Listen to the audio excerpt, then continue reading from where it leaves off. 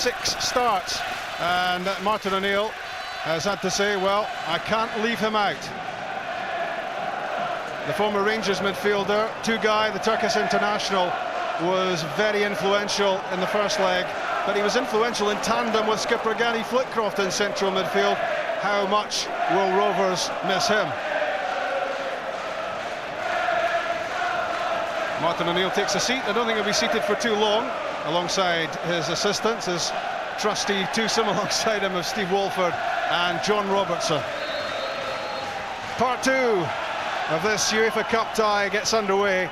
Celtic 1-0 up from the first leg in Glasgow 2 weeks ago. Will Henrik Larsson's late strike prove to be crucial? But you would certainly expect there are goals in this game, Sandy. Well, it looks like it. Both teams, certainly Blackburn especially, they've got to go for it. There's no holding back. They must score, and Celtic know the value for a goal. If they get any kind of goal tonight, Blackburn then obviously have to score 3, and I just can't see this Celtic team the way they can defend losing 3 goals tonight. Rob Douglas uncertain with his clearance and almost set up Damien Duff. And Jos Valharen reacted quickly to the potential threat. The ball seemed to bounce awkwardly in front of the Celtic keeper before he cleared. He was an important player for the Scottish champions in the first game.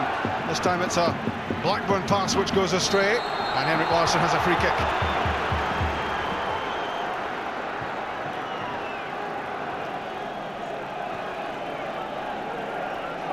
Steve Guppy. Stilian Petrov left out the Tannadice on Sunday after airing his grievances about his contract. Back in the side here at the expense of Lambert. Although you would have to say that Paul Lambert and Neil Lennon were sorely stretched in that first half at Celtic Park. They certainly were exposed in the first half. Celtic maybe played a little bit deep, and hopefully Martin O'Neill and his team have learned from that, and maybe it's cost Paul Lambert his place in the starting lineup.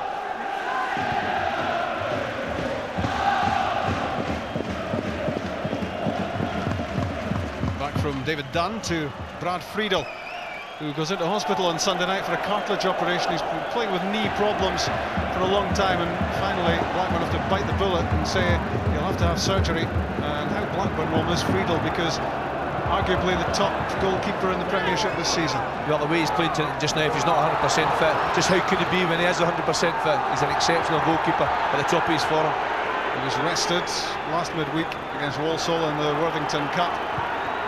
And he has recurring problems with his knee, but you never know from the sort of play that he produces. And who can forget that stunning one-handed stop from Stilian Petrov in the first game? Pure instinct, sharp reflexes, kept out the Bulgarian, and I wonder how the game would have gone if that ended up in the back of the net.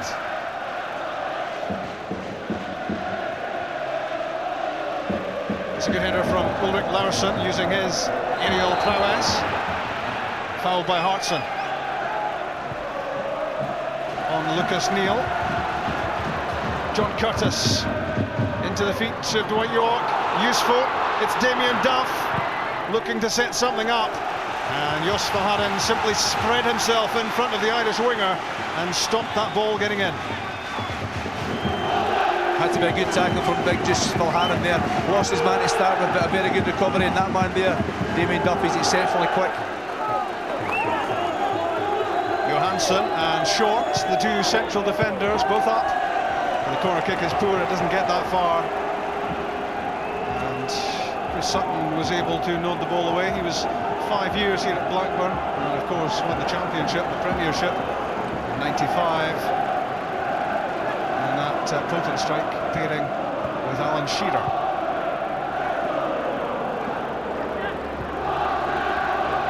Craig Short. Tower of strength for Blackburn in the first game. Slipped as he played the ball up. Adams clearance. Larsson there under pressure from fellow Swede. Here's Erik Johansson. Blackburn's free kick given against the challenge on Cole.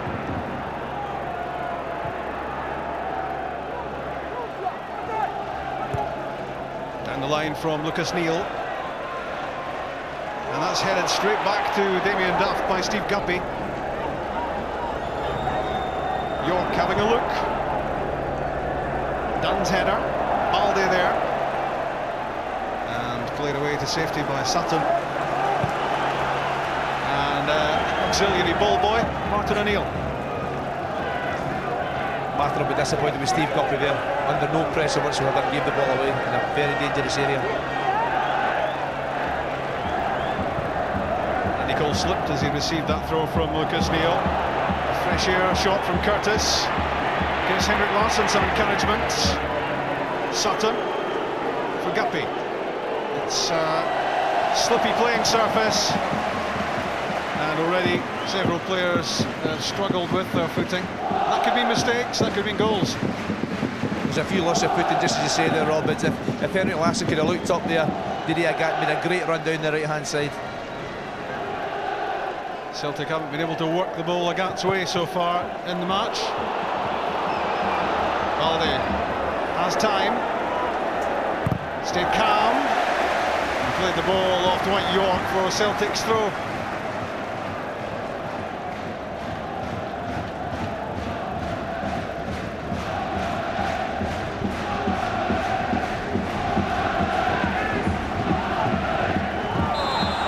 That was a hefty old challenge from David Thompson on Stilian Petrov, free kick. It's actually handball more than anything else here, but he's very late with the tackle as well. Stilian Petrov could have got a sore one. That was a full set. Curtis with the header away, and as far as Neil Lennon. Long-established partnership of Lennon and Lambert broken up. Andy Cole's pass cut out by Valharan. Petrov was intended for Didier Gat. He is very quick, but not quite that quick. It was a poor pass from Stilian Petrov there. Put it towards a corner flag and give a Gat a chance. Give a Gat a chance. I thought you were going to break into song there for a minute. Oh no, don't want that. 6.5 minutes played at Ewood Park. Blackburn 0, Celtic 0, and of course overall still 1-0 in Celtic's favour. Dwight York's layoff. John Curtis has room to drive into. That's for Cole. Out comes Rob Douglas, who made a great save. So important. Cole kept himself onside. Worrying for Celtic and how easily they were opened up.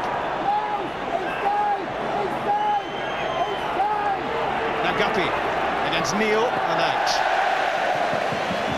But the first real threats from Blackburn at the other end. It's the first real chance in the match, and Andy Cole onside, definitely, no question. And Rob Douglas, that's a fabulous save. Had to get there, read the situation very well. Well, he was a hero in the first game. Made a couple of very important stops from Thompson and from Dunn. And that goes into the same category to keep out Andy Cole. Such a prolific scorer of goals, Cole, over the years. John Hartson, helped out by Chris Sutton, who gives it away to York, and Balde has it back. Did well, used all his strength, all his power to win back possession. He's a very good defender, Bobo Balde. Not the best user of the ball, but he's immense when it comes to tackling and getting his body in the right place. That was Johansson winning the header against Hartson. Back from Petrov. And let's hear from Chick, who's been monitoring events in and outside the ground. Well, down trackside, first of all, Martin O'Neill has been out in a word with Stilian Petrov. I think he wants him to help to check the runs of David Thompson down the right side of Blackburn Rovers. We saw the danger of him in the first leg. And Graham Souness might want to know how important this game is. The commercial man just told me tonight that they will make £1 million from this tie, Blackburn Rovers. That would take 3 European ties against other European opposition to make that kind of money. Neil Lennon, Stilian Petrov, Larsson, Petrov hit the deck, and John Hartson fails to hit the target. That was a chance for John Hartson. He probably had more time than he realised. Larsson and Petrov trying to play the 1-2. John realised his first touch was poor, it was under his feet a little bit. Couldn't get any purchase in the ball and ended up floating and tried to chip it, but well over the bar. And of course, that's the sort of situation where you're looking then for the free kick, for the nudge on Petrov as he was trying to play the 1-2. Yeah, the referee played advantage and give him credit to that. But encouraging from Celtic going forward. Martin O'Neill will be reasonably happy with the start to the game apart from the Cole chance.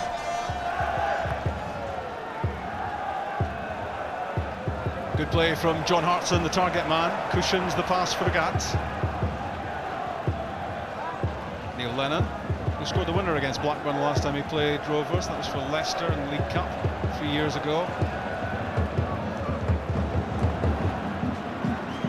Chick, you've told us about inside, what about outside? Well, I'm sorry to say it still isn't peaceful outside, Rob. I'm hearing reports that the police have had to force a cordon outside the main stand at Ewood Park to stop the Celtic fans, hundreds if not thousands of them outside, who still don't have tickets, and the police have had to form a line to stop the Celtic fans coming forward towards the ground. Still more trouble out there. No goals at Ewood Park in the first 10 minutes. Second round, second leg, UEFA Cup. Chris Sutton. Off Hartson to Agat.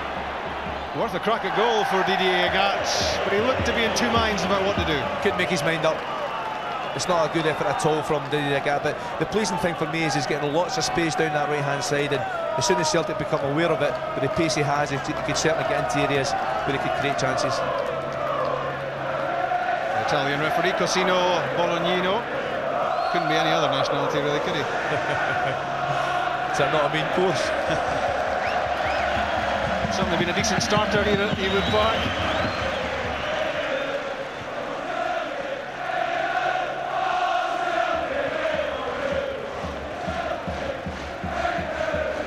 Of course, man of the match competition as usual. PlayStation 2 is the prize to the winner. 0900 10 225, or texting.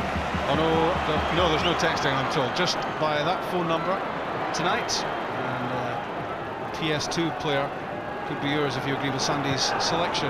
That's later.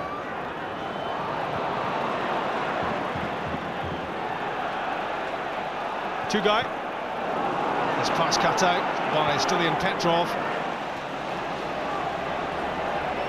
Guppy with Larsson alongside him. And Lennon. Petrov to Agat. Agat came on as a sub at Dundee United in place of Momo Sila, and he starts this time. Niels-Erik Johansson, 3 caps already for Sweden, and John Hartson, an established Welsh striker, a first pick for Mark Hughes, and how well the Welsh are doing. Chris Sutton knows the surroundings here, and 10 goals for Celtic already this season, over 40 for the front three between them in this campaign. They all know what it feels like to hit the back of the net. David Thompson, a bundle of energy in the first game. John Curtis played at Southampton on Saturday, kept in the side at left back. That's clever use of the ball. Lucas Neal. No way through, but it's deflected and could still be dangerous. It breaks for David Dunn.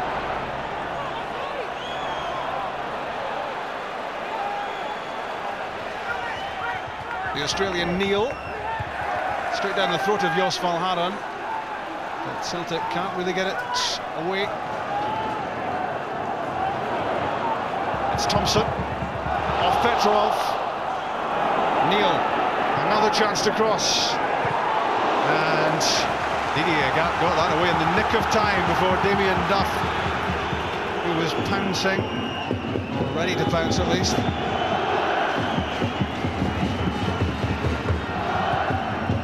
Johansson looking for Duff, and Jos Valharan was stretching, felt he was fouled by the Irishman, but it's a corner kick. I don't think it was a free kick, just a good ball forward, a good challenge, and Valharan forced into the corner kick. So the 22-year-old Johansson and the 34-year-old Short lend their physiques to this Blackburn attack. Set-piece chance.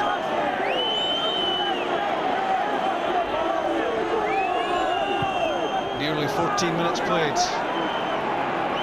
Duff against Lennon. Good hit, good save. Well behind it. Solid stop from Douglas. Had to keep his eye on this all the way. It's nice to see Rad Douglas in top form. Damien Duff here, wanting to take on Lennon.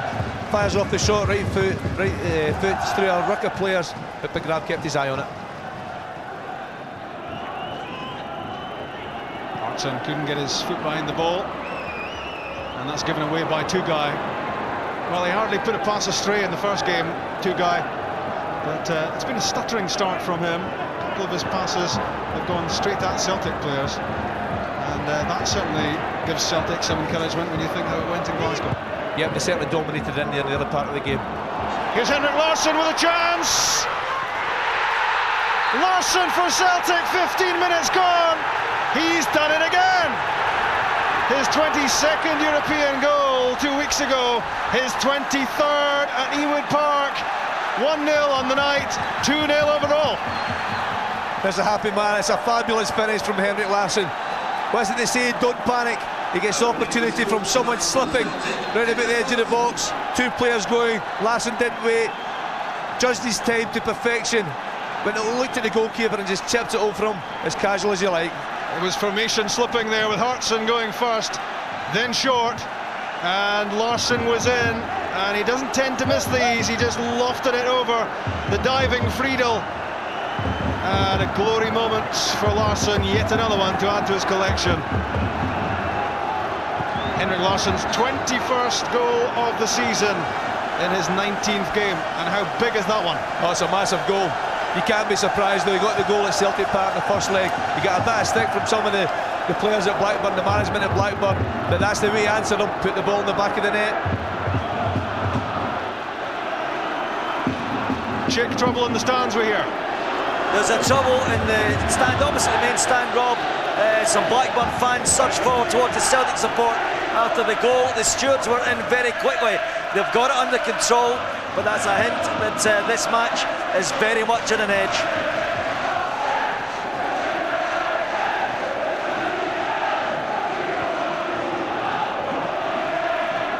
Damien Duff kept out by Valharan, and Graham Souness now has a problem. 2-0 down, and having discussions with Tony Parks alongside him, because it's the Celtic fans who reckon they now are in the box seat in terms of tomorrow's third round draw. Neil's shot is a good one, and that's another good save from Douglas, because that came through a ruck of players and he didn't see an awful lot of it. Good hands from Big Rab. Seen the shot coming, left foot coming off the right hand side. Got to keep your eye on it. Managed to get there. He's a goalkeeper playing with confidence. And there's been a lot of heavy rain, as there's probably been right around the country, and obviously that's made the top of the surface here skiddy, and we've seen already players slipping and sliding around. That's what created the goal for Henrik Larsson, and that's what makes these saves from Douglas so impressive.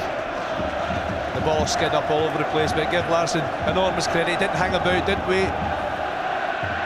Seen the opening and took advantage. Andy Cole overrun it. Neil Lennon intercepted, and Larsson in again. It's Henrik Larsson, and he doesn't quite get his angles right this time. He is such a threat, and Blackburn is struggling to cope with him. He's so confident, he picks up any loose ball at all. Works really hard to get there, but just seen the goal again. That's a magnificent finish. That's real class. Top class. There are some who doubt the validity of the claims that Henrik Larsson is world class, international class. A lot of people south of the border a bit sniffy that most of his goals come in the Scottish Premier League. But put him on the big stage, put him in the World Cup finals with Sweden, put him in the top European competitions. He does it everywhere, and it's difficult to doubt the class of Larsson. A goal late on at Celtic Park, a goal early on at Ewood Park. Celtic 2-0 in front overall, and it's the Celtic supporters who are making all the noise. And Martin O'Neill will be, as usual, cautious self.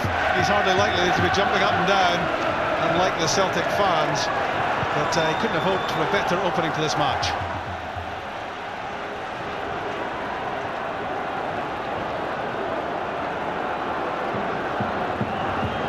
Check, Andy Cole wants a new set of boots, I gather.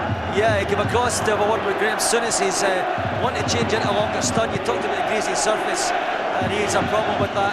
Tell you what, Rob, a lot of punters want to have trouble with Henrik Larsson scoring the first goal. Odds are 10-1 in Scotland for that bet this afternoon. Did you put that half crown on that you were talking about? I went all the way to a 10-bob note, actually.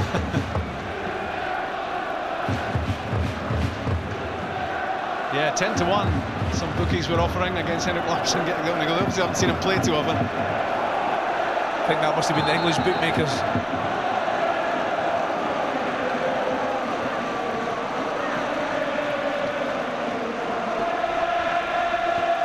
Back from Duff to Curtis.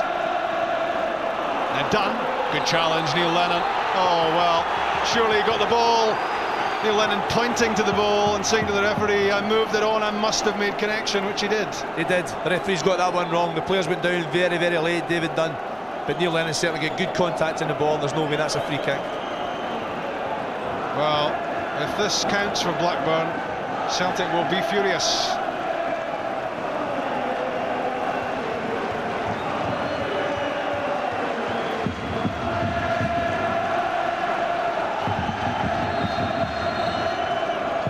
David Thompson, it clipped the bar. So close. And it shouldn't have been a free kick. I thought it may have been a corner kick after the free kick. It's a decent hit. Rob Douglas might get a fingertip to that one, but the important thing for Celtic's point of view, it didn't go into the net, it's over the bar. The former Liverpool and Coventry player Thompson, outstanding at Celtic Park in the first leg, and showing his menace here again. He may have started in a quieter fashion this time, but that was an explosive hit.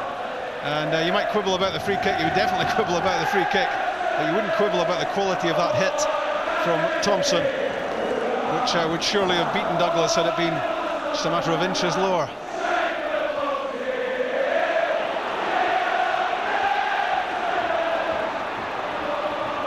Celtic want to shift out of Didier Agat tonight, up and down that touchline. And they're already threatening the Blackburn defence. They've already breached the defence, and if they can get Agat on the move, that gives them another option. Larsson, Sutton, having a look. Fails to get it in beyond Johansson. Adjusted down by York for Tugai, and now Thompson. He's away from Lennon. Good challenge. Was that a telescopic leg that reached out to stop that one? It's a great tackle.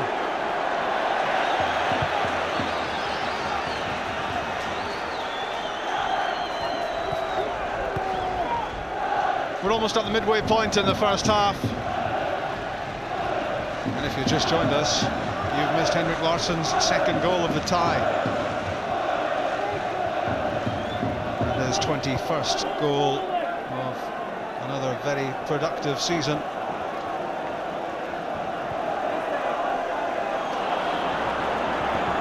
John Curtis on the overlap. In for Tugai. Gets his pass away to David Thompson. That's good defending from Valharan. Back to top form now, I think, Jos Valharan. He's playing very well, but when you look at Blackburn attacking, Celtic are getting absolutely spot on. They're getting lots of bodies behind the ball, leaving very few gaps and making life difficult for them. Good pass from Dunn. And again it was Valharan plugging the gaps, positioning himself so well, staying calm, staying composed, and in the absence of Mjalby, Valharan has become so much more important to Celtic. Long ball from Sutton. Craig Short is there. And free kick given against Larsson.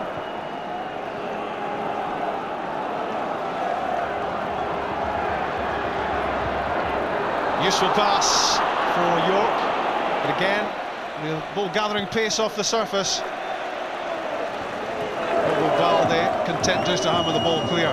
The live football on BBC Scotland goes on and on and on. On Saturday it's third against fourth in the Scottish Premier League at East End Park. Dunfermline Hearts be with us from 2:15 because you'll see not just the live match in Dunfermline, but you'll see all the other Premier League goals from next weekend as well. You miss nothing on this channel.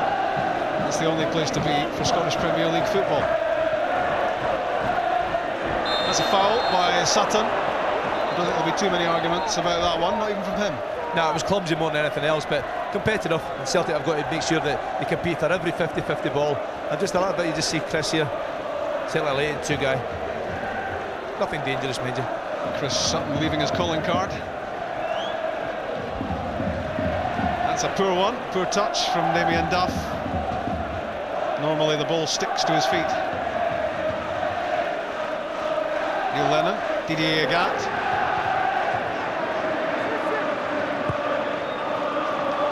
John Hartson spreading the play and picking out Steve Guppy. Larsson's layoff goes to Tugay.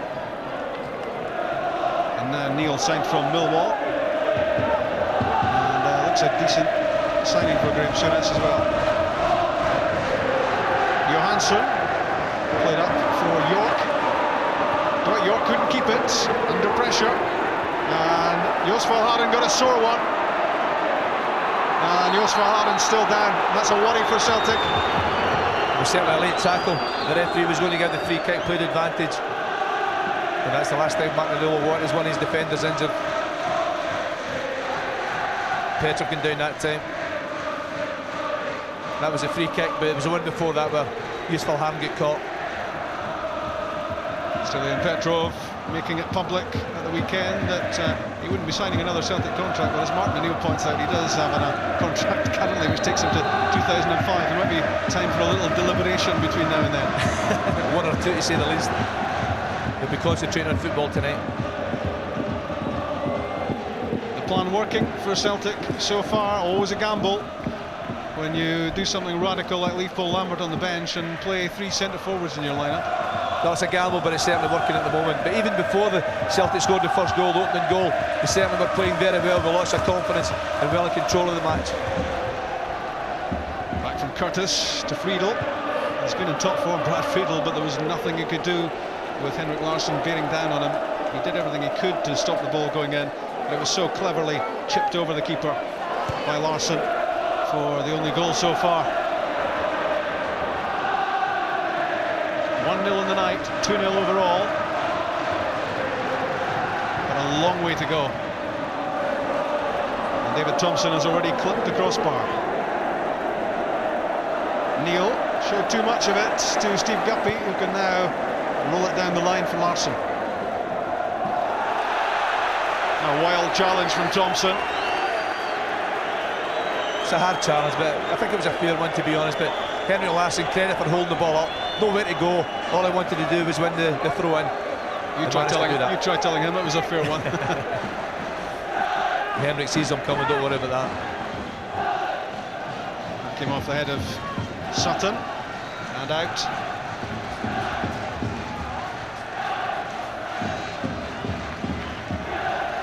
Well, Celtic said there was a lot left in the locker. They said they would play much better than they did in the first game, and that's what's happening so far. That's the way it's panning out. Long may it continue, but as you said earlier, long way to go yet.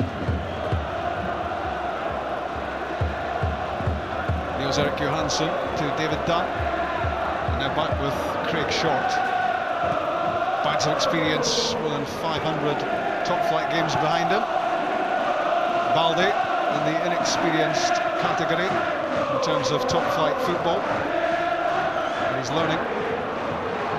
Duff kept out. Thompson. Duff again, great challenge by Balde. Terrific timing. And now Celtic on the move.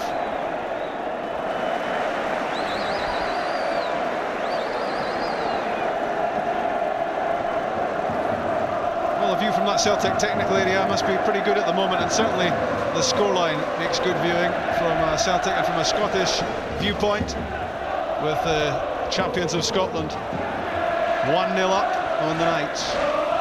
The one danger early on is the movement of Cole and York. The 1-2 is round about the edge of the box. Celtic have to be really disciplined, as Bobo Balde was a minute ago, and keep their eye on the ball and make the tackles.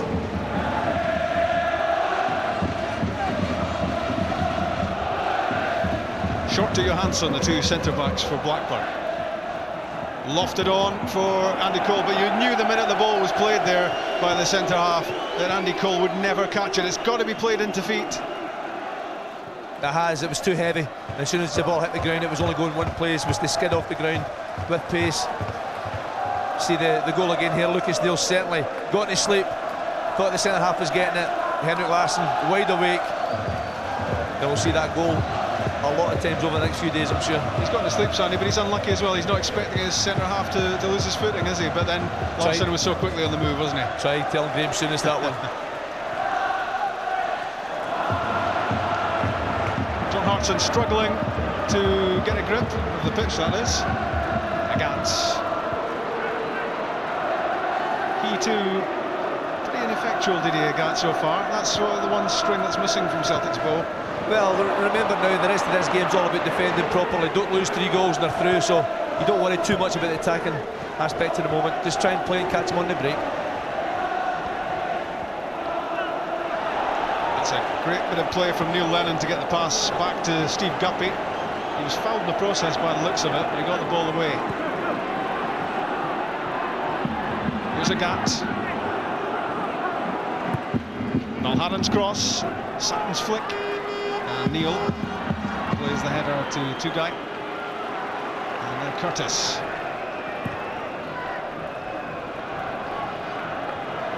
Andy Cole battling for possession with Jos Valhaeren. Away by Balde. But straight to left back Curtis. More than half an hour gone in Blackburn. You're watching BBC Scotland, the big match. It's the only show in town.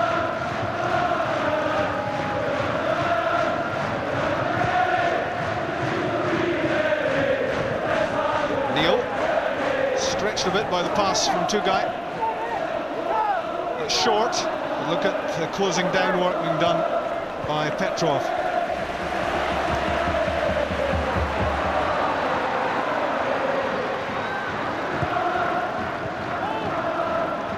Good touch from Cole. But Celtic pressuring all over the pitch, Sonny. They're working very hard. They're not allowing the Blackburn players to run off them. And every 50-50 ball, they're managing to get a toe to the ball, a touch on it, and clear the danger. They're defending very well so far. Remember, Blackburn just 3 points off third place in the English Premiership. They've had a good start to the season. They've beaten Leeds and Arsenal and Newcastle, among others. And won the Worthington Cup as well in March in Cardiff to qualify for this UEFA Cup competition. That's short. Johansson had to hurry, and that's out. And they're not looking too happy, the central defensive pairing, I don't think, Sandy? Well, would you if you're playing against Henrik Larsson in this form? But the thing about Larsson, whether he's playing well, whether he's struggling, the one thing he always does is work extremely hard, puts defenders under pressure, doesn't leave them a second on the ball. And when that happens, if you haven't got real quality, you're going to give the ball away. 0900 10 225 for man of the match. You could win a PlayStation 2 if your choice agrees with Sandy's. Is it Henrik Larsson? Will it be somebody else? There's a lot to come in this match, and no one taking anything for granted at this stage. Did Andy Cole use an arm to control it? I think he did. I thought he was playing basketball there. The Harlem Globetrotters. He tried to disguise it from the referee, but unfortunately there's no way he'd get away with that one.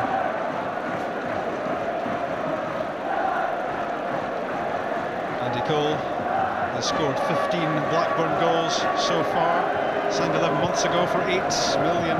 The legend of Jack Walker lives on. He piled a lot of money into the club when he was alive, and even after his death, much of his estate has been placed in the hands of the Blackburn board.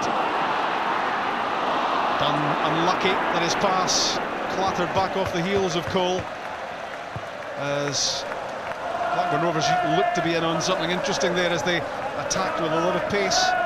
That was a chance. If Dunn had looked up the opposite side, Damien Duff was in. He got beyond Didier Agat, but thankfully he looked the other way. And it's just that tells you this match is far from over. This tie is far from over, even at 2-0 in Celtic's favour. Blackburn won't lie down. The man formerly with the moustache down below us just won't allow that to happen. No, Graham Souness is a winner. He's always been a winner as a player and as a manager, and he'll make sure his team fights right to the end of this game.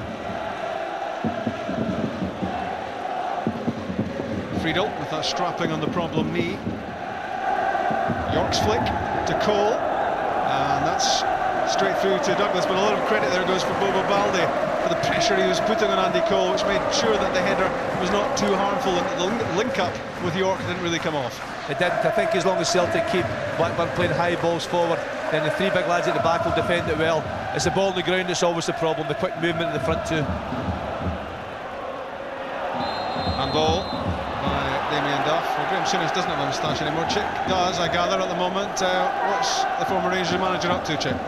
Well, he obviously wants his players, I think, to get more width. I think he feels everything get played through the middle. It's just trying to intercept his siders, get a bit of width into the game, Rob. Remember, he's 2/3 of the way through a domestic ban, doesn't apply for European games, so it's a rarity for him to be in the dugout at all at the moment.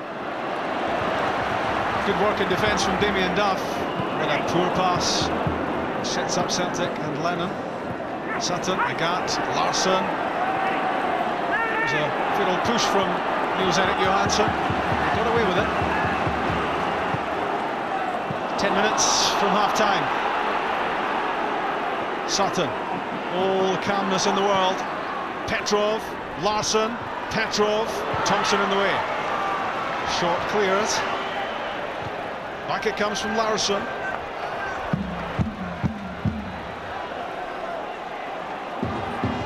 Neil. David Thompson. Chase for Andy Cole. And good work from Valharen. He's not too unhappy about conceding the corner kick. The important thing was he got there first. He had to get there. Take no chances, just knock it out, give away the corner kick and get organised.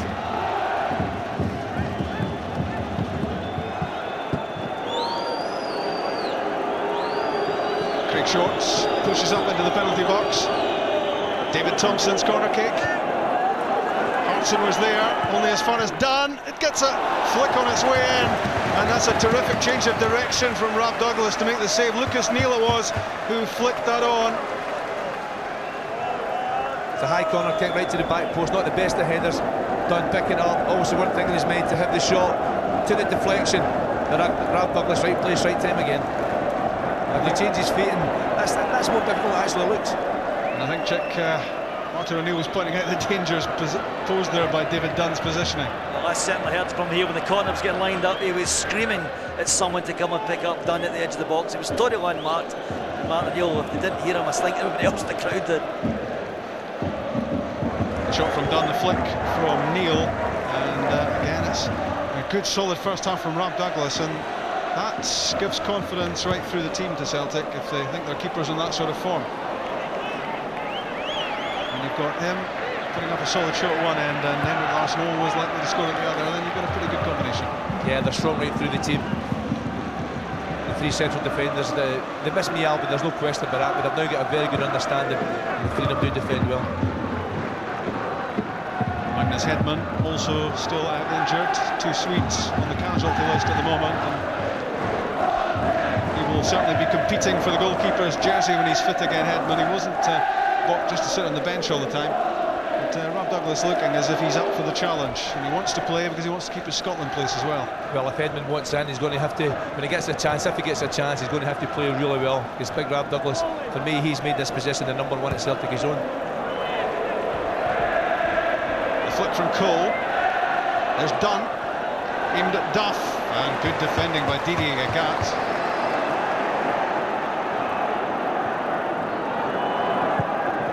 Valharen fires it forward.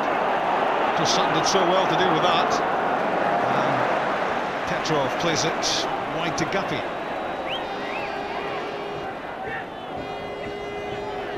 Petrov, Lennon, evading the challenge of David Dunn, who flung himself in. Valharen, good pass. Sutton, back from Larsson. Niels Valharen has joined the attack, and Celtic have a free kick for the foul by Tugai on Sutton. It's a free kick, it's a late tackle, but just before that, great interpassing from Celtic, moving the ball all over the park. Good play, keeping the ball, making life really difficult for Blackburn. In lots of ways, very similar to the first leg at Celtic Park, where Blackburn could keep the ball. Well, on this sort of surface, it might well be worth a crack at goal, even from long range like this. Rebound possibilities. Everyone back for Blackburn. Stilian Petrov lines himself up, and he got a fair bit of power behind it, but David Dunn was right on him as he pulled the trigger, and it went well wide. It was well wide. David Dunn, give him credit there, putting Stilly and Petrov under lots of pressure. Couldn't really look up, couldn't really find the target, and snatched at it a little bit.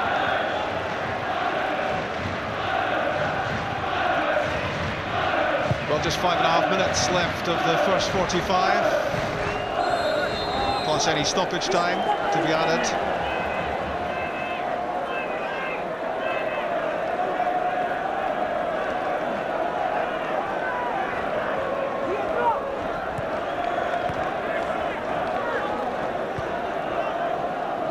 Two guys to short. That's for Duff. Knocks it down for Cole.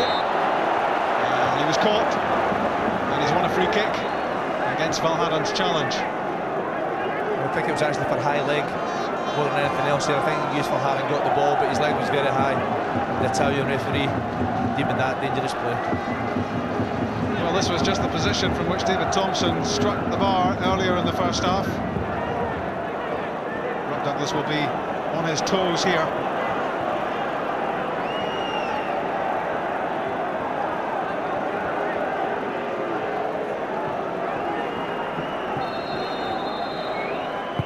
It's Thompson, it's Douglas, and a good punch. Took the right decision. He'd blown white shirts all around him there, and decided to take the safety first option, and got good contact.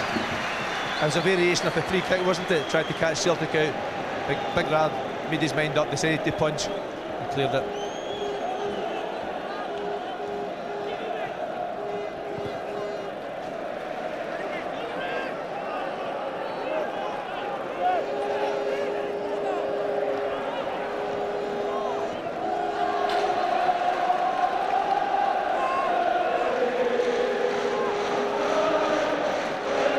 Looks at watches all around the ground. Nearly 41.5 minutes on the clock. Blackburn throw this time. The next 5 minutes or so are so important to Celtic now. Don't lose a goal before half-time. Get to half-time, get in front, have 2 goals in front, and it'll make life so much more difficult for Blackburn's second half. Lovely touch from Larsson, releases Petrov. Two-guy, not for the first time giving the ball away. And that's credit to the pressure he's being placed under. Thompson's header finds Dunn. Back to the tiny Thompson.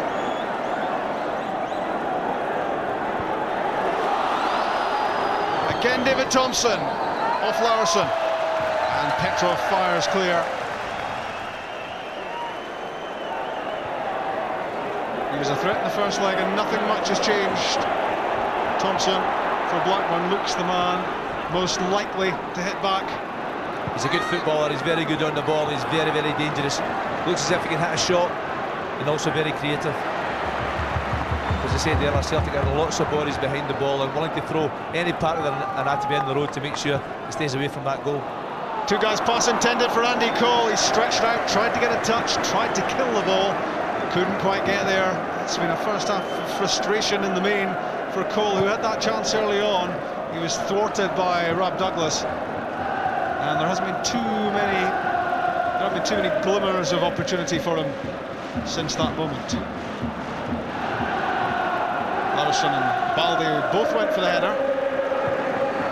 Valharen to Sutton, stepped over it, but John Curtis saw it coming.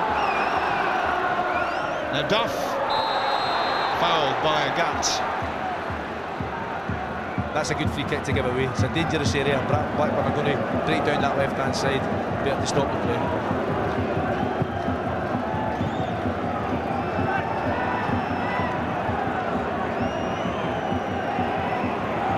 Curtis. Duff to two-guy.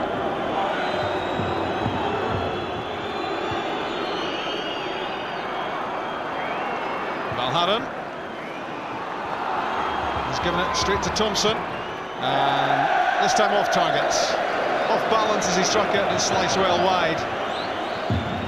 That's frustration more than anything else, I think, there. pleased to see it, to be honest with you. And he is a decent player, but he certainly rushed it a little bit there. Here's a goal again. He does it so well. Time after time. Look at the composure of Larsson when he gets in this sort of position. He's been there so often, and he's done that so often. He saw Friedel committing himself, and he just lofted the ball in. His first touch was so good. That's what bought him time to be composed and stick it in the net. Gave me a tough look to use an arm there to flick the ball on. 15 seconds away from 45 minutes.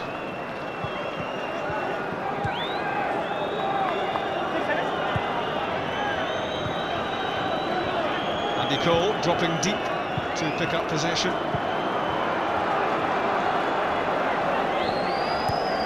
There'll be 1 minute of time added on.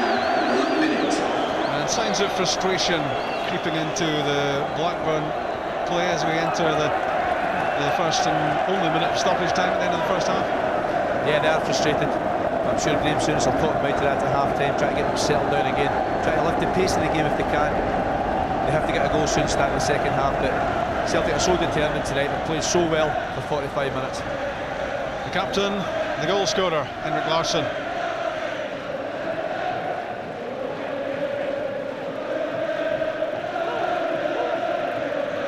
It's nearly time up.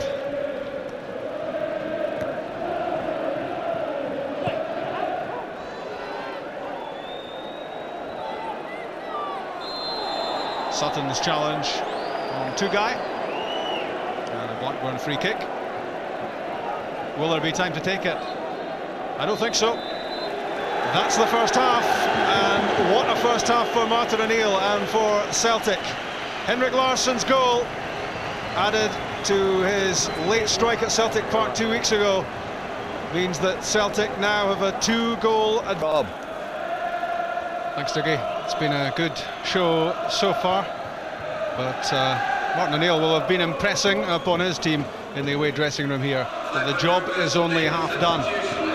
Despite the fact that Blackburn need 3 goals to progress in the competition, Celtic have to, as Jackie McNamara said, continue doing what they're doing. And there's the Blackburn change during the half-time interval. The former Manchester United and Newcastle winger Keith Gillespie on, and John Curtis, the left back, off. So it seems very much as if Graham Souness will play the second half with a back 3, and he has to go for it, Sandy. He will go for it, there's no question. The substitution proves that. Keith Gillespie is very quick. I'm pretty certain he'll play wide right and try and get at Steve Guppy, try and use his pace to get beyond them. So Celtic will have to maybe adjust at some point in time to try and nullify that. Hartson immediately linking with Sutton and Larsson.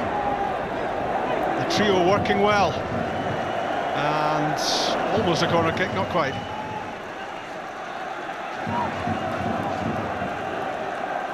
Spun the wrong way off the corner flag. But immediately the front 3 linking up, and as Blackburn wonder how Keith Gillespie will prosper. Do with some magic from him. Alharen's throw. Headed clear by Johansson.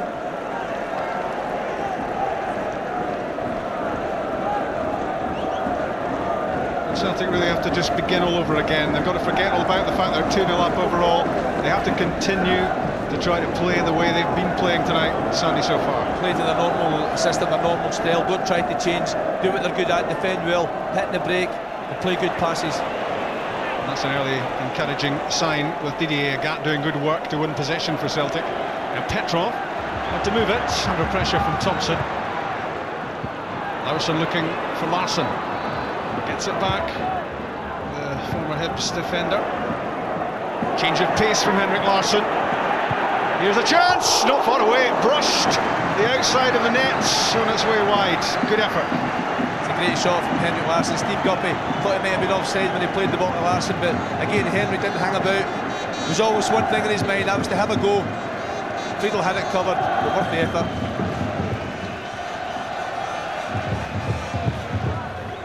Far away from Larsson, whose career tally for Celtic now stands at 178 goals from 224, or that should be 223 and a half games, because this one's not finished. It's not bad, is it?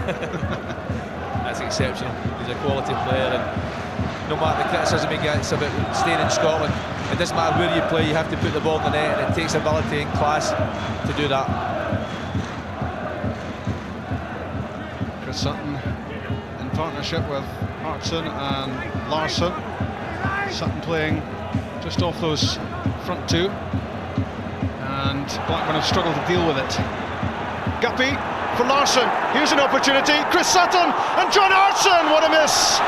A real chance to tie things up for Celtic, he can't believe it. Nor can he. There should have been 3 chances. Larsson getting the break in the ball, it's a good ball from Guppy, looking up, picking the right option, trying to find Sutton.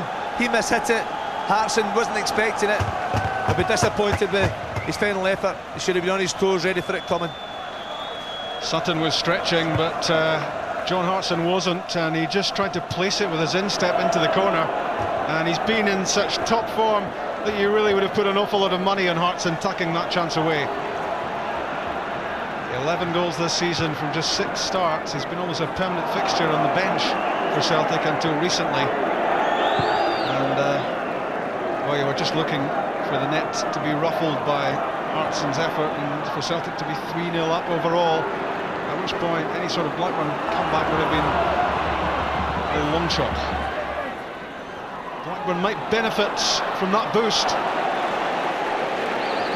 You just hope from a Celtic point of view that that's not a crucial moment in the game.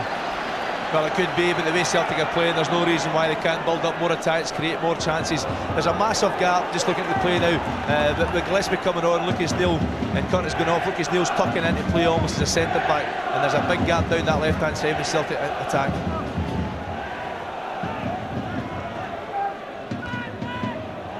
That was Dwight York, so he is on the pitch. Gordon in the studio, I think he was wondering if he was actually out here. And good first touch from Graham Souness as well, and not a bad second touch either. For 5 years he was the Rangers manager and won 4 titles in that time. He's used to success, and he's building a pretty impressive team here at Blackburn, although at the moment having to play second fiddle to Celtic. And that was out, despite Henrik Larsson's best efforts.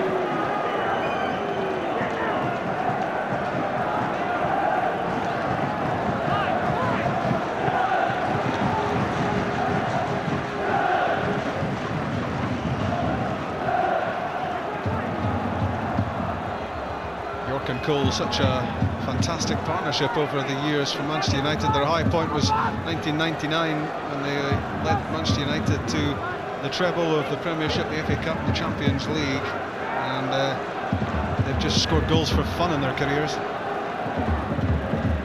Celtic have a pretty tight rein on them at this moment. The 2 strikers from Blackburn look very despondent at the moment. They don't really have any belief that they're going to get anywhere. Good running from Didier Agat, very direct and enticing Niels-Erik Johansson into the challenge, and free kick. You can see Didier Agat growing in confidence the longer the game goes on. Lots of composure there, he's very good at running at people with the ball. Ulrik Larsson has it back. Driven into the feet of Sutton, good layoff. Henrik Larsson peeling out wide, having a look at what's on. Sutton coming back in for it, and it runs through to Agat. Neil Lennon. Jos Valhaden given away to Tugai. Now a chance for a quick counter, and what good work that was from Chris Sutton. He got in the way of Tugai, and he took the sting out of a possible counter-attack there. It's great play from Sutton, working so hard off the ball to make up for Valhaden's mistake.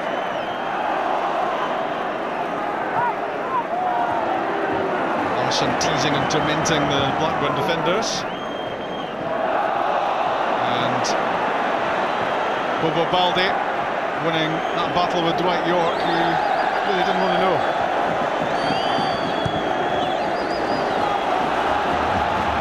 Blackburn looking for some inspiration from Damien Duff. He's well capable. Cole's layoff. Done shot, brilliant block by Stilian Petrov, sensed the danger and just threw himself at it.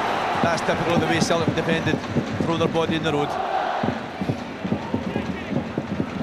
There's urgency about Blackburn, there has to be. They need 3 goals. Duff tries to get beyond Lennon. Useful ball in.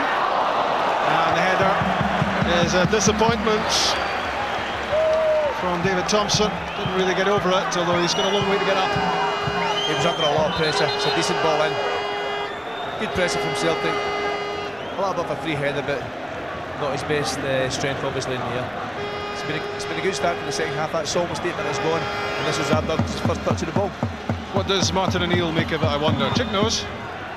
There's much encouragement from Martin O'Neill towards John Hartson, just getting that header on, and might finish that instruction in a moment. Rob, here's Larsson. Linking with Hartson. Tries to get beyond short and wins a corner kick. Do you want to finish, Chick? Yeah, sorry, I was rudely interrupted by that.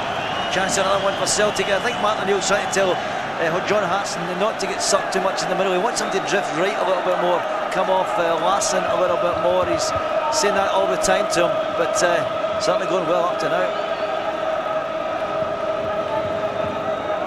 And believe it or not, this is Celtic's first corner kick. None of the back 3 venturing forward. In from Guppy, and he picked out the head of Chris Sutton at the near post. Wrong side of the post. It's a great header, it's a great run. That's one from the training ground. Good ball in from Guppy, pace on the ball. Great run from Chris Sutton, getting across the front of the defender and only 6-7 inches past the post. Lucas Neal was struggling to cope with the physique of Sutton and also the timing on the run at the near post, and good delivery from Guppy.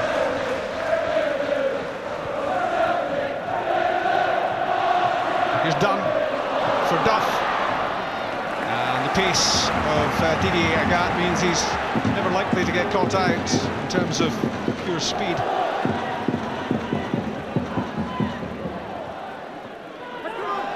That was out, and the frustration continues for David Dunn and for his teammates. Really not going their way at the moment. No, that's because Celtic are working so hard. They've got lots of confidence now, but they're playing exceptionally well, and they're determined to hold on to this lead that they have, and a deserved lead at that.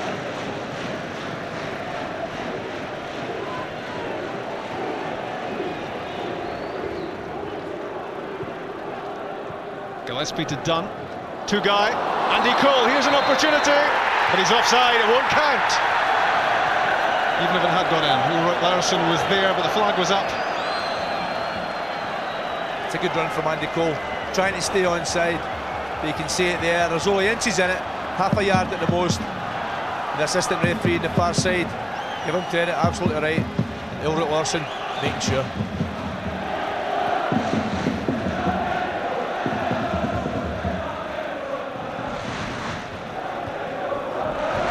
One of the frustrations for Graham Souness is he hasn't been able to play York and Cole and Duff often enough in the side. And this is, I think, the first time they've been together in 3 months. Maybe the last time they played tonight. He's got to be disappointed with his front 2. They don't really seem to have a lot of hunger, desire to get in about the big Celtic defenders. He's done. He looks lively. He was a danger to Celtic in the first leg when he came on as a sub. And he could be a danger here as well, but Blackburn have made a lot of unforced errors as well as everything else. They look a bit nervy. That's due to the fact that things aren't going well for them. The Celtic, their work ethic, it's always good, it's always 100% effort. And tonight that's allied to good organisation. The man of the match lines will close at 9:25 if you want to take part. If you do, you better get on with it. Oh no, 900, 10, 200, 25. You've got a quarter of an hour to take part in a man of the match competition. You could win a PlayStation 2. Who do you think is man of the match, or maybe more to the point, who do you think Sandy will pick as man of the match? Not always those two are the same. There's a fair chance it could be a Celtic player. I was thinking that. Are Celtic heading into tomorrow's third round draw in the UEFA Cup? They certainly think so at the moment, they hope so. And they have got that 2-goal cushion, which means that Blackburn have to score 3 times. Even if Blackburn were to score twice and win this leg, they would still go out because of Henrik Larsson's away goal. Neat flick from York, Duff, and straight at Rob Douglas with Andy Cole waiting in the middle, waiting to apply the finishing touch. Larsson lost it to Neil and immediately wanted it back. Not one to rest on his laurels, Henrik Larsson. He's, apart from his prolific strike rate, he's full of energy and full of industry. He gives it everything he's got. He's a model professional. The last 5 minutes or so, Blackburn have shown a little bit more of a threat.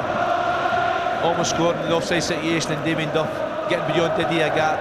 They've got to stop that happening, stop crosses getting in the box. I think Blackburn thinking about another substitution check, are they? Who is it? Sin is certainly going to make the change, Rob, in just a few minutes, so we'll bring you news of that as soon as we can. Chris Sutton, the former Blackburn player, he will be enjoying this so far. Premiership winner in '95, good pass, finds Steve Guppy. He really has played the position well, Chris Sutton. As well as being an attacking threat for Celtic, he's done a lot to stamp out the influence of Tugai. Now, a Gats cross, dangerous, played in with a lot of pace, a lot of power, and it was a difficult one to deal with. It was good play from Celtic, attacking down the left-hand side. Steve Guppy holding on to the ball, not rushed, keeping possession into Petrov, and he switched the play to the right-hand side, and the Gats always willing, 1v1, try and hit the dead ball line, and won the corner kick because of that. 8,000 Celtic supporters behind Brad Friedel's goal, in from Steve Guppy, and no great challenge on the US goalkeeper.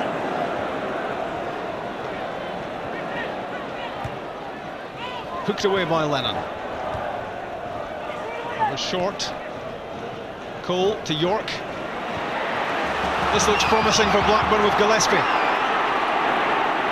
Trying to get beyond Larsson, and what a waste for Blackburn. Poor delivery, and Andy Cole's facial expression tells all. It's a chance. Gillespie, acres of space, he's got good pace. Take Larsson on the outside. He should really go across in front of the goal, try and hit the back post if anything. It might get a deflection. Went for the near post. Rob Douglas, I think, had it covered anyway. But that, again, that's a poor effort from Blackburn. Yeah, the goalkeeper's positioning was perfect at the near post. You could see there in the rerun that there was little chance that Graham Souness's team would hit back there with the effort from Gillespie. He really should have tugged that back across goal, and there was fury written all over the features of Souness there as we saw him standing on the touchline. Steve Guppy, that's useful, and it was awkward for Brad Friedel. He had to adjust in mid-air. Corner kick. It's a good touch from the goalkeeper. Guppy, good play again, testing Gillespie's defensive qualities. That might just ended up at the top of the net. Friedel take no chances, touching it over.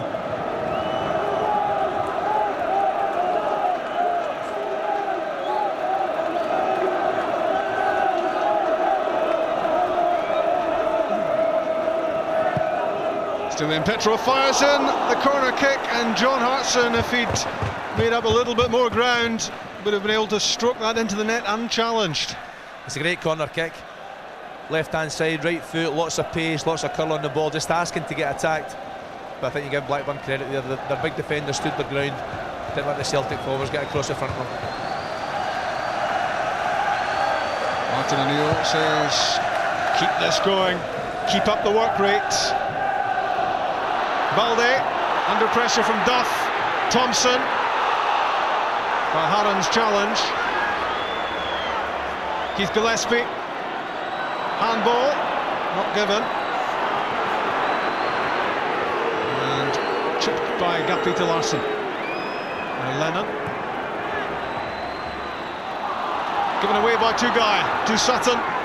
Larsson was in a good position. Then the left-hand side of Sutton had slipped that through. Agat. And kept out by David Dunn. did that pretty well. Good defending from Dunn. The gap was trying to take him for pace, but recognised what he was trying to do. Made the right run, got the right angle.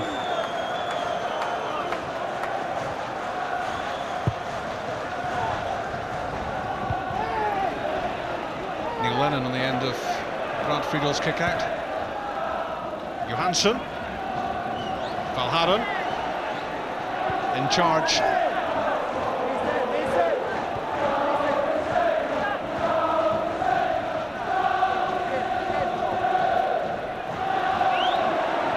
Gillespie's pass, Andy Cole's run. Juggled by Rob Douglas. And he held it before the follow-up Blackburn players could get there. I thought it was offside here. If anybody is Didier Gattis playing him on, but Cole wasn't hanging about. Fired off his shot, but big grab again. Got his angles right. It wasn't the best of first touches, but quick enough to pick up the second one.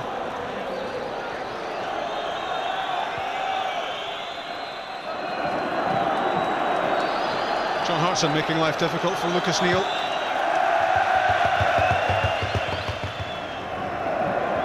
The word we hear is that Matt Janssen will be the player who comes on as a second switch for Graham Souness, with Keith Gillespie having been brought in at half-time in place of John Curtis. Two guys delivery, and it's the wrong angle. And not for the first time in this match, a Blackburn pass skids away off the turf, off target and out. The pass has been poor. I think it's the fact that Celtic have defended really well. The three in the middle have done exceptionally well, and Agat and Guppy have dropped off when necessary. And that man there, Rob Douglas, he's been a hero when necessary as well tonight. End of the match for Dwight York, and he shakes his head because he's had very little impact on this. Not one that will go into his scrapbook, but it's a big moment for Matt Janssen, who was in a horrific motorcycle smash in the summer, which was at the time almost life-threatening. He's made some recovery, and he's a top player as well. 16 goals last season, and he was on the brink of the England squad for the World Cup.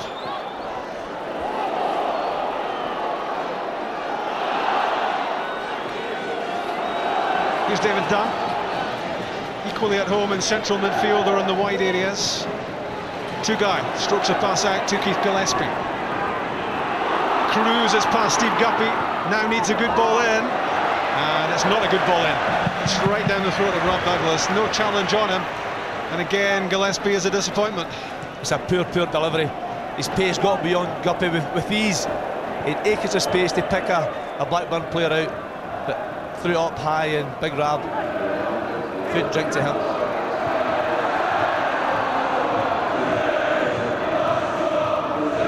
His team was coming out with Graham Souness' ears down below us. He didn't look too happy at the earlier one from Gillespie, which missed the target, and as he lofted that one into the arms of Rob Douglas, I think if Gillespie had been any nearer Souness, it might have been a big bother.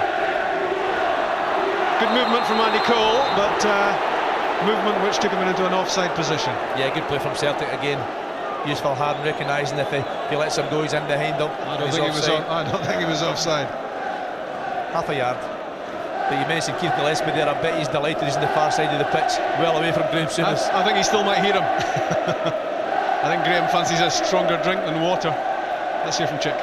Yeah, Celtic are going to make the change now. Skipper Paul Lambert's going to be introduced. Obviously Celtic want to tighten up now, Rob. Here's Andy Cole. It was a good ball in, but great work from Stilian Petrov, sliding in to play the ball away to safety. And that's what's required by Celtic. Petrov, who so often supports the strikers and gets beyond them and scores goals, doing terrific defensive work there. Yeah, that sums up Celtic tonight. Every one of them willing, more than willing. So Paul Lambert will be introduced shortly, but Blackburn could be in further trouble. Larsson to Guppy. And another corner kick for Celtic. I think John Hartson might be the player to give way as Paul Lambert comes on. He's not a bad sub, is he? Paul Lambert, experienced player, the type of player when he comes on tonight, he'll manage to hold on to the ball, keep the shape. And Celtic won't be weakened with him coming on. Petrov's corner kick! Chris Sutton surely seals Celtic's place in the third round of the UEFA Cup. Back at Blackburn, which was his home for 5 years, he's struck Celtic's second goal of the night. It's 3-0 overall. Surely now, no way back for Blackburn. That's it, it's all over. What a magnificent goal from Chris Sutton. It's a great corner, still in Petrov. Real pace again, right hand side. Sutton getting across his marker. That ball's only ever going to end up one place. That's the back of the net. He missed one a few minutes ago. No way was he missing this one. Blackburn didn't take the lesson. Brad Friedel has got quick reflexes, but not quite quick enough to deny Sutton his moment, his 11th goal of a very productive campaign. Larsson and Sutton have Celtic 2-0 up, 3-0 overall, and Celtic surely marching on in Europe as Paul Lambert, the captain, joins the fray. Celtic deserve that, no question. The whole game they played exceptionally well, looked really dangerous going forward. Stuck the ball in the net twice, can't ask for any more. And it was John Hartson who went off amidst all the celebrations following that goal. A flashing header from Sutton, brilliant run, well picked out by Petrov, and even the amazing Friedel could only push the ball up into the roof of the net. Blackburn now looking well beaten. But Celtic will want to keep the gloss on the performance. They won't want Blackburn even pulling a goal back. Well, that's right, Rob Douglas will want to keep his clean sheet. It's important to goalkeeper.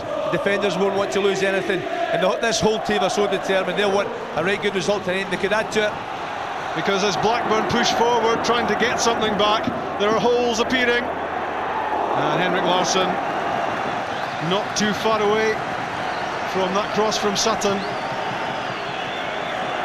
Sutton really shouldn't have played that as early. Larsson, if he just delayed the pass into the box, just maybe a couple of seconds, I'm pretty certain Henrik Larsson would have got across the front of Johansson. Just didn't really give him a lot of chance. But we see the goal again. Lucas Neal, Sutton's lost him. That's a great header, just gliding off his head. The pace in the ball from Petrov made it easier for him. It's a great finish, goalkeeper no chance. Not a happy night for Lucas Neal, who was caught out by Henrik Larsson at goal number 1 and beaten by Chris Sutton for goal number 2.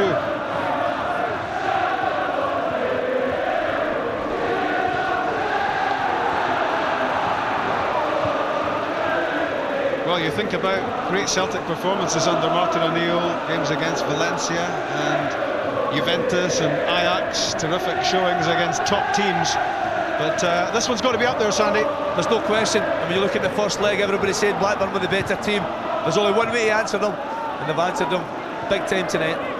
Because despite losing at Celtic Park, there were still cocky noises coming out of Ewood Park about what Blackburn threatened to do to Celtic. No inferiority complex about Graham Souness's side, but at the moment it's looking very conclusive. Look at that aggregate scoreline. Blackburn 0, Celtic 3. Totally deserved. And I think there's a fair chance Celtic, if they really want to, they can add to this. Blackburn look really dejected. You can see it in the supporters' faces. Whereas a lot of happy Celtic fans here tonight. A few candidates for I Am Jolly in the Blackburn crowd there. Hardly surprising though, because their side has been outplayed here. Celtic in control, and here's Paul Lambert. For Larsson, Petrov.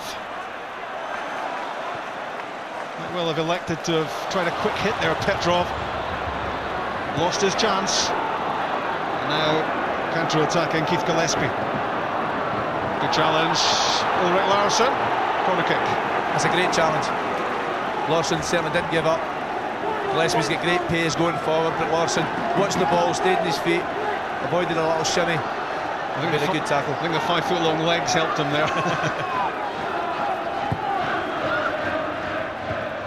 Short header, and Rob Douglas touches the ball round the post, and he was under a fair bit of pressure there as well. And the Celtic keeper has been a hero.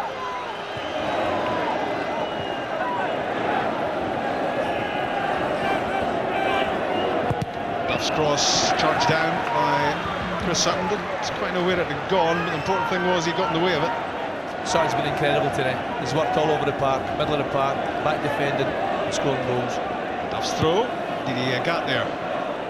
And who's hearing about up front, trying to get on the end of it? Henrik Larsson. That was out.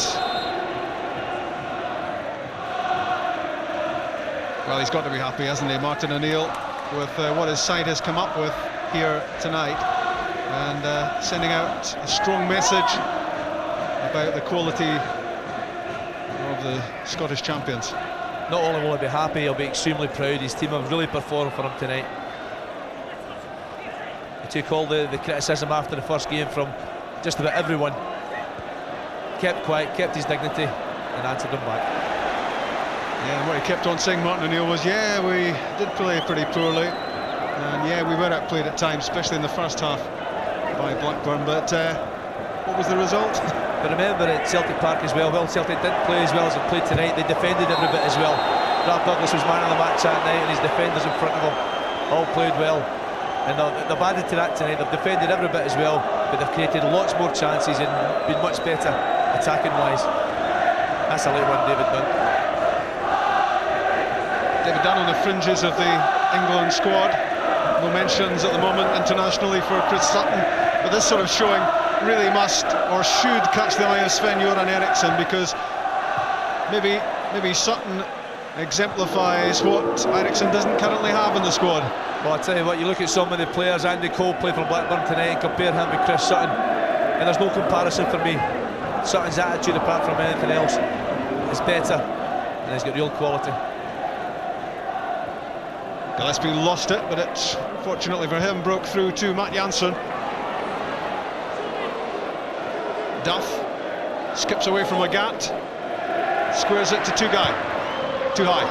Tugay too high. Far too high. It's not a great effort. It's a despondent effort. It's a token gesture to try and get back in this match, try and get a bit of pride back. Never much a chance of any Turkish delight there, I don't think. And talking of delight, none of that in that area either. It's the glums, isn't it? Tony Parks and Graham Souness. They realise that their European run is over. They've lost to the better team, it's as simple as that. The young Swede did well there against the more experienced Swede. Johansson, the 22-year-old, played that off Larsson.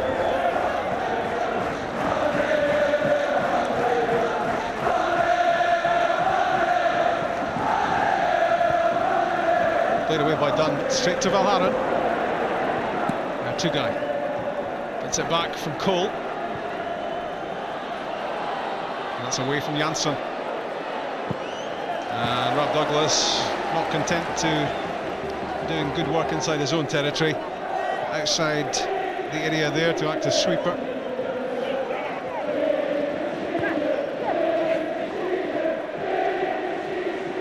The referee getting in the way of Chris Sutton. Good play from Petrov. Janssen under pressure from Sutton. Tugay to Dunn. Another good challenge from Petrov. Interesting, the role of Petrov and the performance of Petrov tonight. Not as showy as he sometimes is, not so obvious as he sometimes is in his contribution, Sandy, but he's done an awful lot of work. He's been asked to keep the shape in there, do the holding role in the middle of the park beside Neil Lennon, and he's shown he can do that. Thompson's shot charged down by Lennon, and Guppy plays the ball forward for Henrik Larsson. And again he's asking big questions of Craig Short. Chick. Well, it's nice to hear you complimenting Stilian Petrov, because I think he's about to be hooked. That's Alan Thompson's the way, coming onto the park. Indeed, it is Stilian Petrov. Obviously, Martin O'Neill's almost got a live link to you guys. It's usually the man of the match nomination that does that. Yeah. So a great show from Petrov. Done well on his return to the Celtic side, and gets a hug from Martin O'Neill. You'd have got a hug round the throat, I think, on Sunday morning as Martin O'Neill read his papers, but Alan Thompson is on as Petrov's replacement. Petrov will be a little bit disappointed, but I think Martin O'Neill's maybe just making a point. You know, there's been a slight disagreement, obviously. Well, he's played well tonight. The game's over. And Martin's just maybe saying, listen, I'm in charge, I'll decide. Celtic so much in charge here, so much in control. They must be loving the moment. And a good run from Paul Lambert. Receives the pass from Agat. But his cross doesn't really ask too many questions of Brad Friedel. But it was terrific running from the midfield, and it's a long way back. Yeah, I'm sure Paul Lambert will get back. Balde's header. Neil Lennon trying to get there for the knockdown. Cole. Gillespie. Alan Thompson got in his way. Right at the edge of the area. Keith Gillespie hopefully pointing inside the line. It was close, in fact it was inside. Yeah. It's a break for Celtic, really. If it was a foul, it was a penalty. Yep. I think Celtic have to be careful at the moment. The game's a little bit stretched for me. They're going for the third goal instead of just being nice and solid and don't give Blackburn any room to get back in.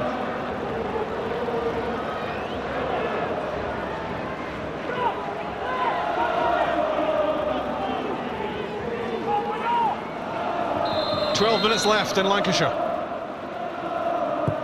David Thompson's free kick deflected behind off Paul Lambert. Blackburn have a corner. It's a pure free kick.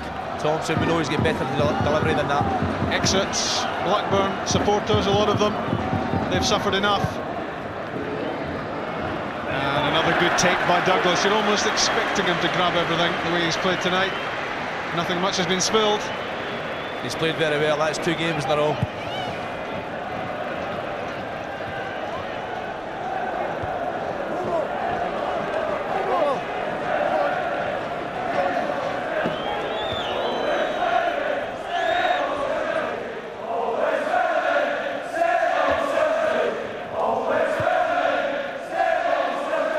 Celtic took a pretty healthy lead in the Champions League qualifier to Switzerland and failed to use it, losing in Switzerland, going out on away goals. But they've never looked likely to make that same mistake in Blackburn. They've been in charge right from the start. They've been positive and purposeful, and they've pounced at key moments to make sure that Blackburn would be closed out. Every single player in the Celtic team have performed to their top form tonight, done their job. Good run from Craig Shorts, out of defence. Gillespie playing an early ball in, and he's having a nightmare. I'm just wondering what Graham Souness is shooting at him at this moment in time. It's a terrible ball in. Chick, I believe that Sandy Clark signing Momo Sila is about to get on the pitch. Yeah, Momo Sila, and I think obviously for Diri Agat, sure that we confirmed in just a second or two, but Martin O'Neill obviously a cheesy grin down here, content that he's taken them through and giving everyone a little taste of this European glory.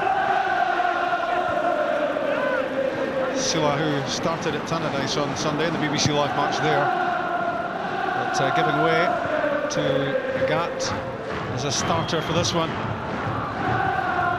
Agat's been pretty solid on the right-hand side, doing what he always does, which is powering forward in attack and getting back in defence, and at the moment he's trying to keep a close eye on Damien Duff. I think they might find there might be Guppy that'll come off. Gillespie's getting far too much room down that side. Thompson can go to the wing-back area. Momo Sila maybe in the middle. Craig Shorts. Lambert in the way. Now Larsson.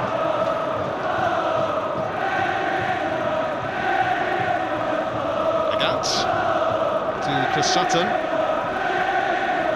the pass misses out on Lambert. Back goes Valharan, who's turned in another very tidy performance.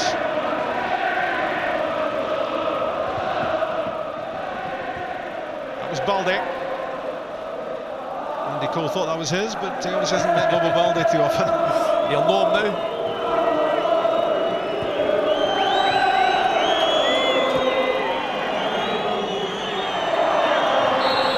Free kick to Blackburn, going against Jos Valharan, trying to take it quickly. They'll have to come back.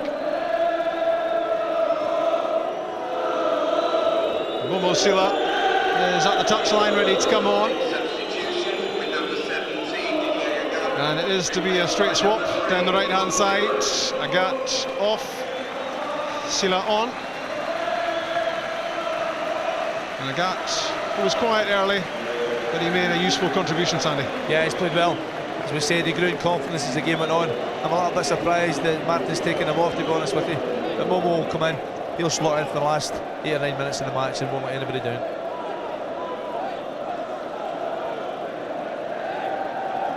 Set piece threat to Celtic. And a pitch invasion will delay the taking of the free kick. And time will be added, clearly, by Cosino and Bolognino. And he may think that he's on the telly, the pitch invader at the moment, but he'll have to be disappointed afterwards to find out that there's no exposure for him.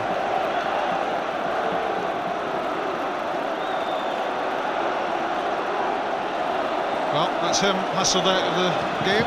We can get on with this free kick. 83 minutes played. David Thompson's effort, deflected behind, off the head of Chris Sutton, I think it was, in the wall. From free kick to corner kick. And a steady stream of Blackburn fans heading towards the exits.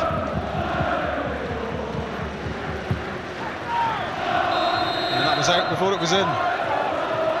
And it's all fizzling out for the home team. Yep, it's gone. The Celtic deserve all the credit.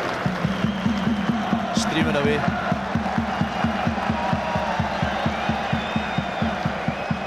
We might have just the Celtic supporters left shortly. Dunfermline Hearts is our live match on Sunday, third against fourth in the Premier League. Both winners on Tuesday night in League and Cup. And highlights of everything else from the Bank of Scotland Premier League as well from 2:15 on Sunday. Be there on time, or else you're liable to miss some of the goals from this coming weekend.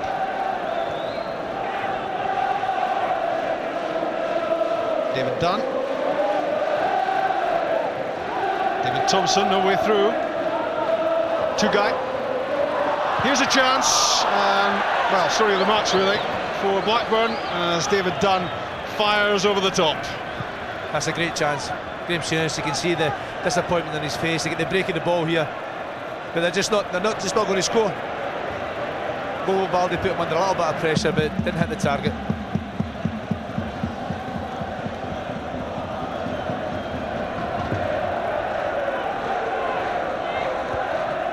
Duff's header. That's Baldi.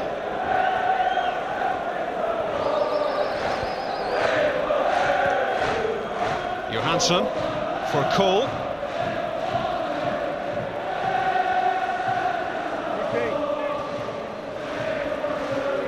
And again Baldi turns the ball away. Chris Sutton absolutely immense for Celtic tonight. Who's your man of the match? Well, I tell you, there's a few contenders, Rob, but you just mentioned there, Chris Sutton's been immense. Brad Douglas has played well. Useful hand at the back's been incredible. Henrik Larsson, a priceless goal again, but that man there, Chris Sutton, he has been different class, different positions tonight. Worked so hard, real quality. I like to hard work, makes you a good player and a great goal. And I think this sort of showing on English soil must surely alert Sven-Göran Eriksson to the fact that he must be worth a look at the very least. He's got to be. They're better players down here. I don't really know where they are. Foul on Silla. Free kick to Celtic, and all the time the seconds frittering away, and we're heading fast towards full time.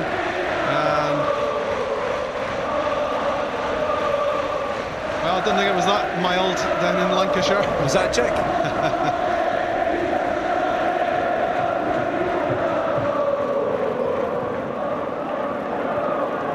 Steve Guppy and Chris Sutton, Alan Thompson I should say, is offside. And still the Blackburn support is reducing dramatically.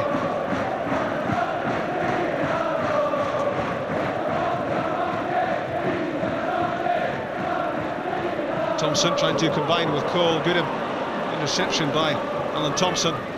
And as you try to put this result into perspective, consider that Blackburn Rovers are just those 3 points off third place in the English Premiership. They're one of the top teams in England, and tonight they've been outclassed. Have been, absolutely no doubt, no question about it. Celtic thoroughly deserving the victory. That's the first yellow card in the night. It's a late tackle. Larsson, he's always getting there first, and that's a dangerous one. Lucas Neal. And if Blackburn had made progress, Lucas Neal wouldn't have played in the next round, because that's his third yellow card in European competition this season. But I don't think it need concern him this particular season. I've got to say, Rob, the referee's had an exceptionally good game tonight. Italian Bolognese was that his name? Something like that.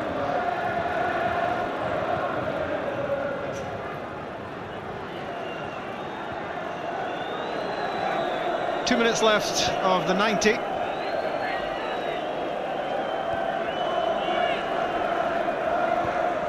Blackburn 0, Celtic 2. Henrik Larsson and Chris Sutton after Larsson's first leg goal.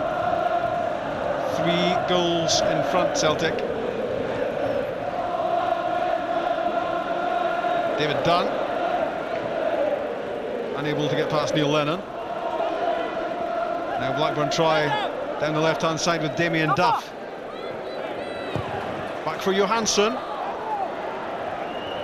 Thompson, good turn, good effort, good clearance. Ulrich Larsson did so well. That could easily have been turned into the back of his own net. He got that absolutely right. Great defending from Ulrich Larsson there, pacing the ball.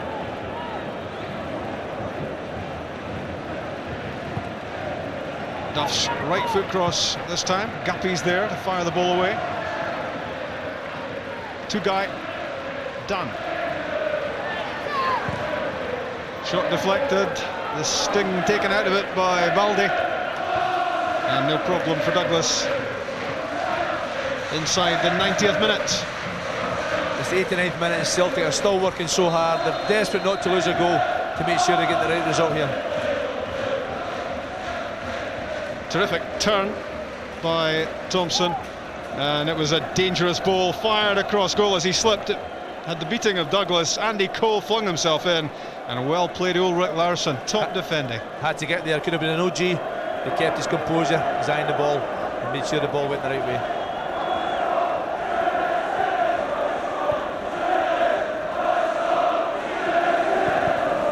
It's off Momo Sila, and behind for the goal kick.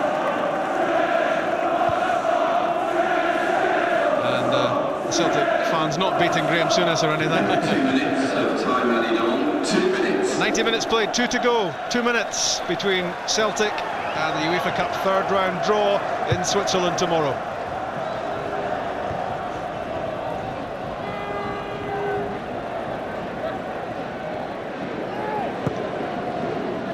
Valharen's clearance, Sutton's flick, and he's still chasing everything, even if it is a lost cause, Sutton. Thompson to Larsson. Ulrich Larsson playing just his 17th Celtic game, and he's grown as a player, developing under the management of Martin O'Neill. Two-guy to Duff.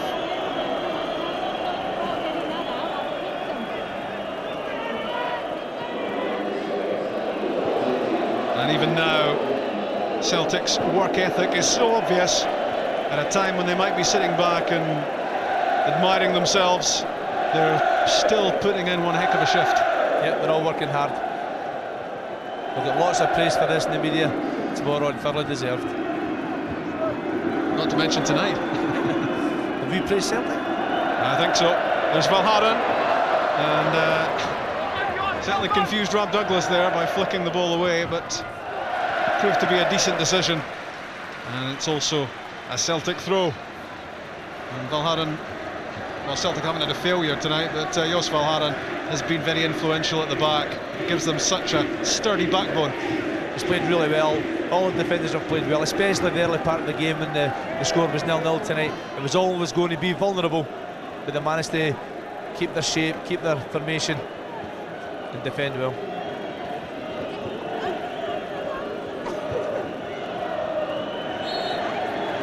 Celtic have won the Battle of Britain. The Scottish champions have blown Blackburn away. Henrik Larsson scored the opening goal on 15 minutes, having scored the late goal in Glasgow 2 weeks ago. Chris Sutton made sure that there was to be no Blackburn comeback, and it's the name of Celtic which goes into tomorrow's UEFA Cup third round draw. It's been a phenomenal performance from the Scottish champions against one of England's leading sides. 8,000 Celtic supporters here to see it. A 5-star showing from Celtic, and they've answered a lot of questions here, and Graham Souness will have to accept that his side tonight had to play second best. Blackburn 0, Celtic 2, and it's 3-0 Celtic overall. And doesn't that make for very happy reading indeed? Terrific performance, thoroughly deserved victory for Celtic, and everyone in Scottish football should be delighted and grateful. Great performance, Gordon. Should be a fantastic performance. I spent last week down in England for 3 days, and everybody down there, it's not just Celtic fans, every Scottish club was written off by the people I was speaking to down there. Our league was rubbish because Celtic didn't play well the first leg. They still won the game, and I said to people down in England, I said, wait until the second leg's over and then have a go. So I think it's brought the pride back for the whole of Scottish football, for every club, because everyone's judged on the basis of the champions that are playing down there. And Celtic have done a fantastic job for Scottish football tonight. And you know, we've got an Englishman here, and obviously we don't know whether it's going to shut Paul up, because he's going to be quite happy with the result as well. He's an adopted Scot. He is actually. Absolutely. He'll shut a few people up down south, that's for sure. And I think you know, Celtic, wonderful performance from them, no doubt about that. Yeah, you'd go along with that, Paul. I thought individually, collectively, when they had the ball, productive. When they didn't have it, they worked as a wonderful unit. The team ethic was sensational. And I thought tactically O'Neill absolutely spot on in terms of his substitutions. More importantly, the way he utilised Sutton in that role. I think that was a change in a very significant aspect in the game. Paul, let me just stop you for a second, because I hear that Chris Sutton and Henrik Larsson are with Ray Stubbs. Congratulations, you didn't just win, you won really well. And what were you saying before the game in the Celtic dressing room? I mean, we were disappointed the way we performed in the first leg, and we knew it was going to be difficult because they've got lots of players who can threaten us and attack well. But I think Henrik's goal early on settled us down, and we played well from there. Henrik, you didn't just win, you just played magnificently as a team throughout. Yeah, I have to say we played shit the first game at Parkhead. We wanted to show today that we're a better side than a lot of comments we heard from different Blackburn players. But yeah, they should learn them a lesson, never talk until the game is finished. Well, you certainly answered everyone. Everyone's talking about the Battle of Britain. You've absolutely won it convincingly. What do you think you guys are doing in the Premiership? Does it whet the appetite to play against the Premiership teams week in, week out? We don't know about that. You know, all we can do is concentrate on playing in the SPL. Like Henrik said, I think some of the players were disappointed what was said about us in the first leg, but we've had some good results in Europe. You know, we knew Blackburn were a good side, and you know, we respect them. And in the end, it was a good performance from us. We're running out of time, but thank you very much for talking to us. Well done, congratulations. Thank you very much. Yes, Chris Sutton, the man of the match, thoroughly deserved, and the PlayStation prize goes to Graham Dick from West Lothian. And many of you going for Chris Sutton to be man of the match back in his own stamping ground, and he thoroughly deserved it. But I tell you what, I liked the reaction there of Chris Sutton and Henrik Larsson. Quiet satisfaction, no gloating, play it all down. We're the better team, we've proved it. That's all we need to say. They did prove it. I mean, it does last for 2 games. I mean, that's why at times, you know, a bit of sports, you know, it's not sportsmanship but gamesmanship to come out with some discussions after the game and say, you know, it was men against boys, we should have won easy and all that. Celtic were poor the first game, without doubt, but they played well below their capabilities, and most of us knew that, but we always said at that point, we said the bottom line is they've won the match and they haven't lost a goal at home, so they were always looking good going into the second game, because we always knew Celtic could score. And the very fact that you know, they got a goal meant Blackburn had to get 3, but they ended up winning comfortably. And as I said, it was hard to find a man of match. I thought Sutton was tremendous. Martin O'Neill does deserve credit for his tactics, because we said before the game, just, you know, a lot of people wouldn't have thought he would have gone with 3 strikers, but he played Sutton just off the front 2, sat in 2 guys' space. 2 guys was a shadow of the player he was at Celtic Park because he didn't have the room. Celtic got it wrong at Celtic Park. totally right tonight. They learned their lesson, and it was a thoroughly convincing performance and a thoroughly deserved victory. Let's look back over the highlights of 90 minutes at Ewood Park, which will long be remembered. We remembered how much we enjoyed Celtic's escapades in Europe last season against Ajax and Juventus and Valencia. This has been another triumph tonight. This was the goal in the first half, Paul. Wonderful finish. And it calms the nerves, doesn't it? Because they're thinking, well, you know, what Blackburn, what they're going to bring to the table. And to go that way and be very, very offensive. The ball's fed in by a gap. I mean, obviously, there's 3 or 4 players. He helps it on first time, Sutton. Neil lost their footing, Short lost his footing. Good first touch, dinks it beautifully over in the advance in Friedel. And then they grow in stature and confidence and self-belief. Blackburn brought a few saves out of Rab Douglas, but never really looked like scoring, Gordon. Is that First fair? half, they were all long-distance shots, and that's sadly what happened. But you know, Celtic started the second half, I thought, in good form. Larsson there had the shot that right was the away, first minute of the second half. And then this one as well, which is the chance that was created. This should have been a goal. We just wondered at the time if they might rue this. But look at that. Both players, you can't blame Chris Sutton so much as John Hartson. Yeah, and it's only 1-0 at that point, Paul. Yeah, and so then you wonder, worry. you know, does Blackburn take the impetus and get themselves back into the game? Because, you know, goals, you know, change games. Celtic had the opportunity to kill off the opponents. They didn't really do that. Then all of a sudden, they grew in stature a little bit back. Blackburn started to dominate a bit, get men into the box. But then, you know, that was, we're saying that was offside. I thought that wasn't offside. If you look at the point of when the ball was played, Cole's actually still onside, and you know that was very, very lucky. Yeah. But ball never actually crossed the line. But let's have a look at it as the ball struck. Closer, isn't it? He's maybe just off. Maybe just slightly off. Lawson got away. Lawson defended that post very well. Actually, had another great clearance later on when the ball had gone past Robert Douglas on one of the few occasions it did. Here's the second goal. Honestly, if I could have got to a bookies tonight after the teams were picked to get money on Celtic scoring from a corner kick or a set piece, I was convinced they would do it, and so would Paul. Absolutely, we've discussed him. I mean, he does wonderfully well. Great movement, loses his marker, he whips the ball in beautifully, Petrov, and all it takes is a touch there. Marker not quite close to him, he's got his half a yard, bang, wonderful touch. The pace of it fizzes in. But Celtic, they should have probably from set players got more goals, because we looked at them physically. Ian Gordon was saying, listen, they've got 5 players there, 6 foot plus. You look at Blackburn, the front 6, the midfield 4, the front 2. No height, no physical presence, and it was till 53 minutes in the second half Celtic got their first corner. Yeah, bizarre. It could have been more, but we'll settle for 2-0 certainly. Martin and Neil will be happy. Martin, no doubt, who were the better team that time? Well, we played very well, Chick. Very well indeed. We felt that we obviously could play much better than we did in the first game, especially first half where we hadn't got the ball at all, and that wasn't the Celtic that we know anyway. But this time we got a great goal towards the end of the match, and so we set ourselves up, and we knew that we could play, and we knew we could win the game, and we knew we could score, obviously, and we did that. Great goal by Henrik, kept us going. A great save by Rab Douglas early on, which a big pivotal moment in the match, and but that gave us the confidence to go on and take the game, which we did. And the second goal by Sutton was terrific. We deserved to win. That must be as satisfying and rewarding a result as you've had as manager of Celtic.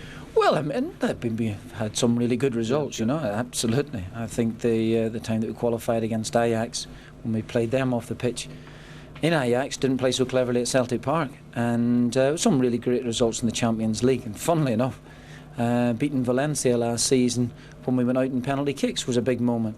But because there was a bit of pressure, the old thing that was building up here about whether Celtic would be good enough to go and play in the Premiership and all that, and all the pressure was on us. And I'm delighted that the players dealt with the pressure, and they showed their mettle there tonight. Fabulous performance, well done. Thanks, Mark. Thank you, Chick. Thank you.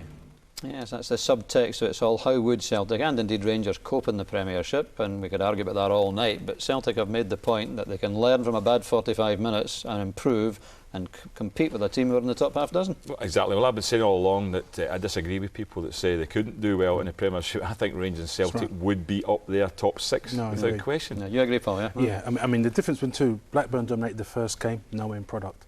Celtic dominated the second game, end product, and it's the manner in which it was achieved that's highly impressive against a team that's really doing well in the Premiership. They've beaten Arsenal. I've seen 4 games against Blackburn. They've been head to head with anything in the Premiership. Celtic, for me, psychologically now has come and got a massive result, and now they've just got to go on now and show the same level of quality of the performance. That was important, not just physically, technically, but also psychologically. Yeah, absolutely. Let's take a look at the results of the other British clubs in action in the UEFA Cup tonight. Mixed fortunes, you might say.